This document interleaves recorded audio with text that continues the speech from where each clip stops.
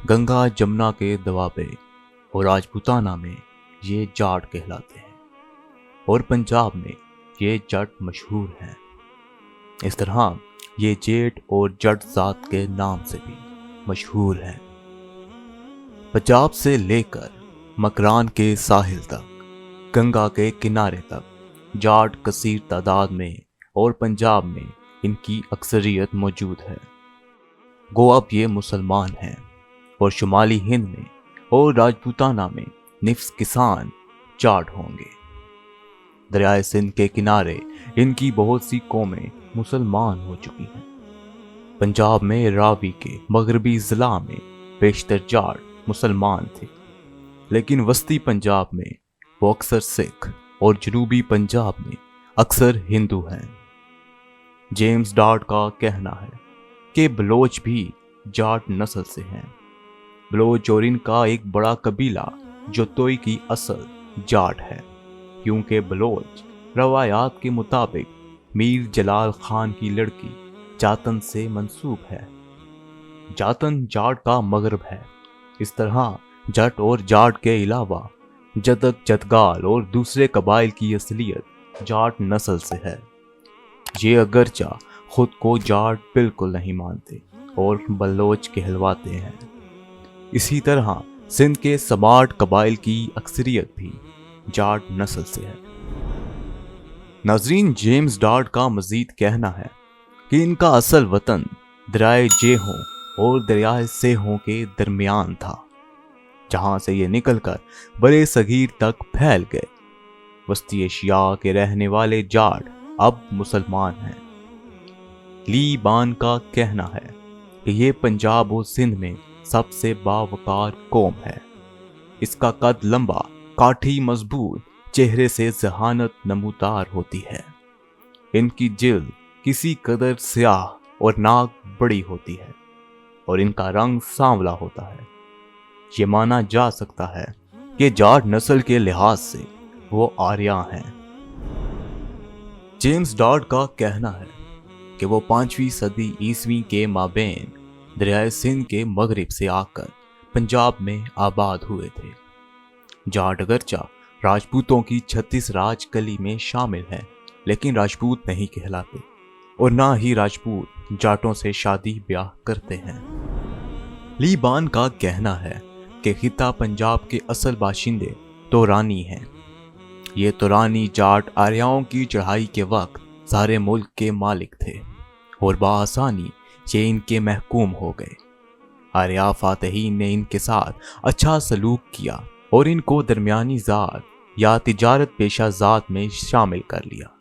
گوریا جاٹوں کی رضامندی سے آریا اس ملک کے حاکم بن گئے، اور باہمی رضامندی کا پتہ تخت نشینی کی رسم میں ملتا ہے، کیونکہ بادشاہ تاج جاٹوں کے ہاتھ سے لیتا تھا۔ بی ایس ڈاہیا کا کہنا ہے کہ لفظ جٹ بذات خود بہادری اور پیش قدمی کی علامت ہے۔ شمشیر زنی اور ہل ہلانے کے ماہر جاٹوں نے مشرق میں منگولیا اور چین سے لے کر مغرب کی سرزمینوں پر تیر و تبر سے اپنا نام رقم کیا۔ چندر گومن نے لکھا ہے کہ جاٹوں نے ہن قبائل کو شکست دی۔ اس کے علاوہ گپت فرما روا بھی جاٹ تھے، اور یہی لوگ تھے جنہوں نے ہنوں کو شکست سے دوچار کیا تھا۔ ناظرین، جاٹوں نے کبھی برہمنی مذہب کی برتری اور بالادستی قبول نہیں کی، اور یہی وجہ ہے انہوں نے رسمی انداز میں باقاعدہ ہندو مت قبول نہیں کیا۔ یہی پس منظر تھا جس میں برہمنوں نے اور ان کی تقلید میں دوسری ذاتوں نے جاٹوں کو کشتریوں کا نچلا طبقہ بلکہ شودر خیال کرتے گئے، لیکن جاٹوں نے کبھی اس کی پرواہ نہیں کی۔ ہندو قبائل اور ذاتوں میں برے صغیر کے قدیم 36 راج کلی میں جاٹوں کا نام ضرور ملتا ہے، لیکن کہیں بھی انہیں راجپوت ظاہر نہیں کیا گیا۔ اس آخری جملے میں بنیاد یہ ہے کہ راجپوت رسمی طور پر ہندو مذہب میں داخل ہونے والے جاٹ اور گوجر ہیں، جن لوگوں نے رسمی طور پر متعصب برہمنی نظام کی شرائط قبول کرنے سے انکار کیا۔ انہیں رسمی طور پر ہندو مذہب میں داخل نہیں کیا گیا، اور وہ آج تک وہی جاٹ، گوجر اور آہیر ہے۔ اس طرح راجپوت برہمنی رنگ میں رنگے جاٹ اور گوجر ہیں۔ ناظرین، یہی وجہ ہے ہم راجپوتوں کے ظہور سے بہت پہلے صرف جاٹوں اور گوجروں کو وسطی برصغیر، راجستھان، گجرات اور سندھ میں پاتے ہیں۔ اگر کوئی راجپوت کسی جاٹ عورت سے شادی کر لے تو وہ جاٹ نہیں بنے گا، لیکن اگر وہ یا اس کی اولاد بیوہ کی دوبارہ شادی کا طریقہ اپنا لے تو وہ جاٹ بن جائے گا۔ یہ مسئلے کا اصل نقطہ ہے۔ ایک راجپوت اور جاٹ میں صرف بیوہ کی دوسری شادی کا ہے۔ بیوہ کی شادی ہر دور میں رہی ہے، لیکن راجپوتوں کو براہمنوں کے غلط، غیر اخلاقی اور غیر منصفانہ نظریات کے تحت اس بارے میں سننا بھی گوارا نہیں۔ بیوہ کی شادی اہم ترین نقطہ اختلاف تھا۔ جن لوگوں نے برہمنوں کی پیش کردہ شرائط کو تسلیم کیا وہ راجپوت کہلائے، اور اس کے برعکس جنہوں نے بیوہ کی شادی کرنے پر اصرار کیا وہ ہندو مذہب میں داخل ہونے کے باوجود جاٹ کہلائے۔ ناظرین، سلطان محمود غزنوی کو ہند پر حملوں کے دوران جٹوں نے بڑا تنگ کیا، چنانچہ ایک حملہ خاص طور پر ان کے خاتمے کے لیے کیا گیا تھا۔ 600 کی تعداد میں خاص قسم کی کشتیاں تیار کرائیں جس میں 3 برچھے لگے ہوئے تھے۔ ان کشتیوں کو دریائے سندھ میں ڈال کر ہر کشتی پر 20 سپاہی تعینات کیے اور باقی ماندہ فوج کو دریائے سندھ کے کنارے پیدل چلنے کا حکم دیا گیا۔ جاٹوں کو جب معلوم ہوا تو انہوں نے اپنی بیوی بچے کسی جزیرے پر بھیج کر کوئی 4000 یا 8000 کشتیوں پر سوار ہو کر محمود غزنوی کی فوج پر حملہ آور ہو گئے۔ باوجود کثرت کے کثیر تعداد میں جاٹ مارے گئے۔ محمود غزنوی نے جزیرے پر پہنچ کر جاٹوں کے اہل و عیال کو گرفتار کر لیا۔